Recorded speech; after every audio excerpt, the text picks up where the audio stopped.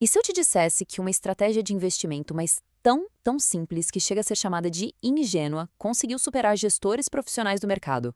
Parece papo furado, né? Mas, pois é, foi exatamente isso que um estudo acadêmico brasileiro foi investigar. Bom, o nosso roteiro aqui é o seguinte. Primeiro, a gente vai entender o dilema que todo mundo que pensa em investir enfrenta. Depois, vamos conhecer essa tal estratégia simples. Aí vem a briga de gigantes, o simples contra o sofisticado.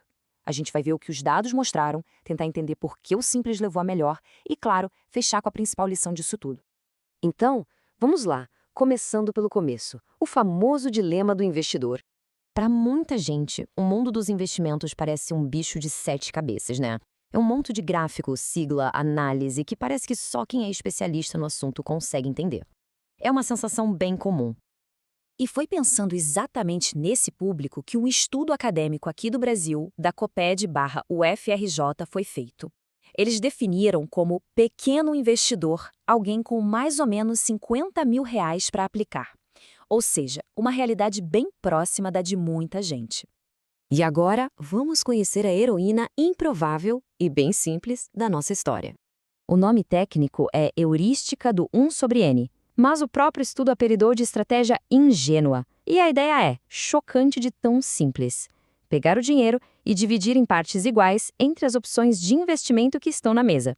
Só isso, sem segredos, sem complicação. E na prática, como funciona? Olha, é bobo de tão fácil. Passo 1. Escolher algumas categorias de investimento, tipo renda fixa e ações. Passo 2. Pegar o dinheiro e simplesmente rachar em partes iguais entre elas. Metade para cá, metade para lá. Fim. Certo. Agora que a gente já conhece os competidores, vamos colocar eles no ringue. De um lado, a estratégia simples. Do outro, as abordagens super sofisticadas dos profissionais. E essa comparação não foi tirada do nada, não. Como eu disse, é uma dissertação de mestrado do Instituto COPIAD, da UFRJ, um trabalho bem sério. Eles botaram lado a lado para brigar carteiras montadas com essa regra simples contra fundos de investimentos gerenciados por equipes de profissionais. E olha só que interessante como eles fizeram esse teste. Dá uma olhada nessa tabela. Eles montaram 5 carteiras diferentes, 5 combinações misturando dinheiro, que é um investimento seguro que segue os juros, inflação, para proteger o poder de compra, ações nacionais, que é o nosso IBOV, e ações internacionais, com as empresas dos Estados Unidos. Então a carteira C3, por exemplo, é bem conservadora. Já a C4 e a C5 são mais diversificadas, dividindo em 3 partes. Assim, eles simularam vários perfis diferentes de investidor. Então, o cenário do confronto era esse. De um lado, as carteiras ingênuas, gestão passiva, ou seja, sem ficar mexendo toda hora, bem simples, transparentes e com custos baixos. Do outro, os fundos profissionais, gestão ativa, com especialistas tentando acertar os melhores movimentos, bem mais complexos e, claro, com taxas para pagar por esse serviço. E esse teste não foi um tiro curto, não. Foi uma maratona. A análise cobriu um período de 11 anos, de 2004 até 2014. E o mais importante, nesse meio tempo teve a gigantesca crise financeira de 2008, ou seja, foi um verdadeiro teste de fogo. E agora, a hora da verdade. Depois de 11 anos, passando por uma crise mundial, quem será que levou a melhor? Vamos ver o que os números dizem. E este gráfico que veio direto do estudo já dá a primeira grande resposta. A barra que interessa para a gente aqui é a média das carteiras, que representa as estratégias simples. Agora compara ela com a média dos fundos, que são os profissionais. O resultado? Bom, tá na cara, né? Na média, as carteiras simples renderam bem mais. Para deixar ainda mais claro, vamos colocar em números.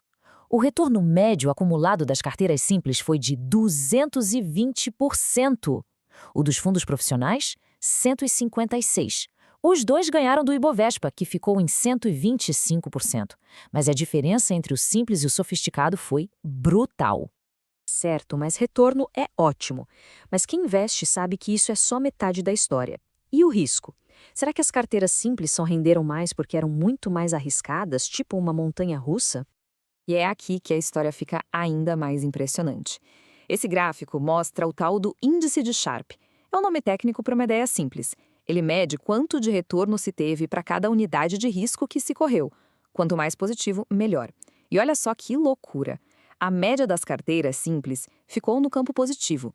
Agora, olha a média dos fundos. Negativa. O que isso quer dizer? que a estratégia simples não só rendeu mais, como entregou um retorno melhor pelo risco assumido.